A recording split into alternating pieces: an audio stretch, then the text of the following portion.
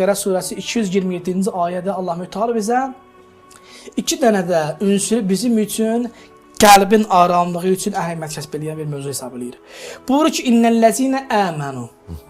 O kəslər ki, iman gətiriblər və amilus salihat, salih işlər görüblər və aqamus salih namaz qılıblar və atuz zəkah, zəkatları veriblər. Buyurur ki, və la xavfun aleyhim və la hum yahzanun. Allah düstur sayır. Buyurur ki, Ramazan ayında o kəslər ki, iman gətiriblər bir. O kəslər ki, və amilus salihat, bu ayda xeyir işlər görərlər və aqamus salat, namazlarını çoxaldarlar, namaz qılarlar və atuz zəkah, boyunlarına xumusları varsa xumusları verərlər, zəkatlar və zəkatlarını verərlər. Və la xavfun aleyhim və la hum yahzanun. Buyurur ki, onlar üçün nə bir qorxu var, nə bir qəm-qüssə var. Allah bu adamı başa salır ki, qəlbi aram edən xüsusiyyətlərdən, ünsürlərdən biri bu ki, namazdır. Bu ayda namazları bu çoxaldı.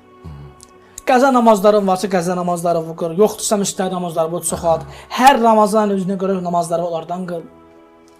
Əgər xumus zəkat vaxtındırsa xumus zəkatı boyundan götür və amilus salihat, xeyir işləri çoxaldı bu ayda. Bəli.